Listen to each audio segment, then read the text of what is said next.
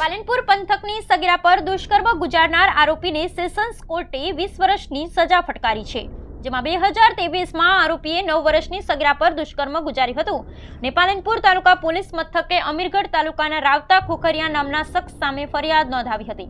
આજે પાલનપુર સેશન્સ કોર્ટમાં કેસ ચાલી જતા સેશન્સ કોર્ટના જજે આરોપી રાવતા ખોખરિયાને 20 વર્ષની સજા અને ₹50,000ના દંડનો કર્યો હુકમ છે।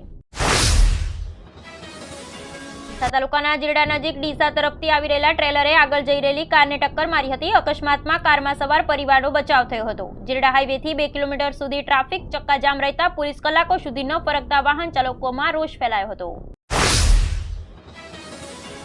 ડીસા તાલુકાના જીરડા ગામની યુવતી ડીસામાં સાડી શોરૂમમાં નોકરી અર્થે ગુરુવારે છકડામાં જઈ રહી હતી, ત્યારે આખુલ 4 રસ્તા નજીક છકડો પલટતા યુવતીનું ઘટના સ્થળે મોત નીપજ્યું હતું। ડીસાના જીરડા ગામે રહેતી કિંજલબેન દલપતભાઈ નાઈ ડીસા શહેરમાં આવેલ પુષ્પાંજલિ સાડી શોરૂમમાં નોકરી કરતી હતી, ત્યારે ગુરુવારે નિત્યક્રમ પ્રમાણે કિંજલ જીરડાથી ડીસા આવવા છકડામાં બેઠી હતી, ત્યારે કંસારી અને ડીસા વચ્ચે આખુલ 4 રસ્તા નજીક છકડો પલટી જતા યુવતીનું ઘટના સ્થળે મોત નીપજ્યું।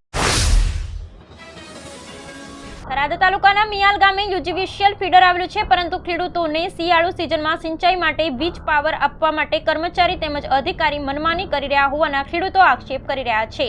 સમયસર વીજ પાવર આપવો નહીં અને જો વીજ પાવર આપવામાં આવે તો વારંવાર વીજ પુરવઠો કાપી નાખવામાં આવે છે। આમ ખેડૂત પરિવારનો છેલ્લા કેટલાય સમયથી હેરાન પરેશાન કરવામાં આવી રહ્યા છે, ત્યારે ગુરુવારે ગામના ખેડૂતો મોટી સંખ્યામાં એકત્રિત થઈ વીજ ફીડરમાં જઈ હાજર રહેલ અધિકારી સામે પોતાની હૈયાવરાળ ઠાલવી હતી। ઉત્તરાયણ પહેલા સુરતમાં એલસીબીએ મોટી કાર્યવાહી કરી છે। વાસ્તવમાં સુરતમાંથી ચાઇનીઝ દોરી ભરેલ ટ્રક ઝડપાઈ છે। સુરતમાં ઉત્તરાયણ પહેલા પ્રતિબંધિત ચાઇનીઝ દોરીના વેચાણને રોકવા પોલીસ સતર્ક છે। આ દરમિયાન હવે ડીસીપી ઝોન 2 ની એલસીબીએ રેડ કરી એક ટ્રકમાંથી ચાઇનીઝ દોરીના 2880 રીલ ઝડપી પાડી। રાજસ્થાનની રાજધાની જયપુરમાં શુક્રવાર સવારે એક ભયાનક દુર્ઘટના ઘટી। અજમેર રોડ પર એક સીએનજી ટેન્કરમાં વિસ્ફોટ થતા લગભગ 40 વાહનોમાં આગ લાગી ગઈ। આ દુર્ઘટનામાં ઘણા લોકો જીવતા દાઝી ગયા। અત્યાર સુધીમાં 5 લોકોના મોતની પુષ્ટિ થઈ છે। આ દુર્ઘટનામાં અજમેર રોડ પર ભાકરોટા વિસ્તારમાં ઘટી। ગેસ ટેન્કરમાં થયેલા વિસ્ફોટને કારણે પેટ્રોલ પંપ સહિત કેટલાય વાહનોમાં આગ લાગી ગઈ, જેમાં બસ, ટ્રક, કાર વગેરે સામેલ છે। રાજ્યમાં કડકડતી ઠંડી વચ્ચે હવે લોકો તાપણાનો સહારો લેતા નજરે પડી રહ્યા છે। વાસ્તવમાં જમ્મુ કાશ્મીર સહિત ઉત્તર ભારતમાં પડી રહેલી અને અત્યંત કાતિલ સૂકા ઠંડા પવનની અસરને કારણે સમગ્ર ગુજરાતમાં હાડ થીજવતી ઠંડીનો અનુભવ થઈ રહ્યો છે। રાજ્યમાં 19 ડિસેમ્બર એટલે કે ગુરુવારે કચ્છમાં કોલ્ડ વેવની સ્થિતિ સર્જાતા નલિયામાં સિઝનમાં પહેલીવાર 5.7 ડિગ્રીએ પહોંચી જતા લોકો ઠૂંઠવાઈ ગયા હતા।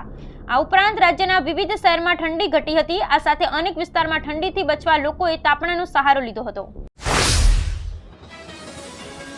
વઢવાણ પીજીવીસીએલના નાયબ એન્જિનિયર લાંચ લેતા ઝડપાયા। ફરિયાદીના મોટા બાપુએ ખેતરમાં વીજ કનેક્શન મેળવવા અરજી કરી હતી। વીજ કનેક્શન આપવાની કાર્યવાહી માટે ₹5,000ની લાંચ માંગતા એસીબીમાં કરવામાં આવી હતી અરજી। સુરેન્દ્રનગર એસીબીએ વઢવાણ પીજીવીસીએલની પેટા વિભાગની કચેરીએ ટ્રેપ ગોઠવી લાંચ લેનાર નાયબ એન્જિનિયરને ઝડપી લીધો।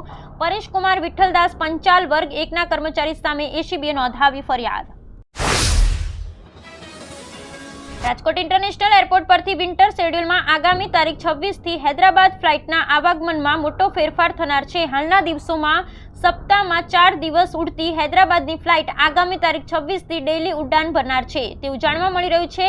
હાલ હવાઈ સફરની સિઝન ચાલી રહી છે। નાતાલ અને 31st નજીક છે, તેવામાં હવાઈ મુસાફરોની સંખ્યામાં પણ વધારો થયો છે, જેનો ફાયદો એરલાઇન્સને પણ થઈ રહ્યું છે। ત્યારે ઇન્ડિગો એરલાઇન્સ દ્વારા હૈદરાબાદની ફ્લાઇટ દૈનિક ઉડાન માટે તૈયારી બતાવી છે, જોકે એરપોર્ટની ઓથોરિટીને હજુ કોઈ લેટર મળ્યો ન હોવાનું જાણવા મળી રહ્યું છે। પાટણ એ ડિવિઝન પોલીસ સ્ટેશન દ્વારા પાટણ જિલ્લા લીડ બેંકના સહયોગથી 32 પૈકી 19 જેટલા નાના લાભાર્થીઓને પોતાનો ધંધો વ્યવસાય કરવા માટે કુલ ₹26.49 લાખની લોન ધિરાણના ચેકોનું વિતરણ કરાયું હતું। પાટણ શહેરના ભદ્ર વિસ્તારમાં તાલુકા પંચાયતની પાછળ આવેલ ડીવાયએસપીની કચેરી અને સર્કલ પીઆઈની કચેરી ખાતે યોજાયેલા આ કાર્યક્રમમાં પાટણ જિલ્લા લીડ બેંકના મેનેજર કે ગહેલોત પાટણ, ડીવાયએસપી કે પંડ્યા પાટણ એ ડિવિઝન, પીએસઆઈ આરટી બ્રહ્મભટ્ટ તથા સ્ટાફ ઉપસ્થિત રહ્યા હતા।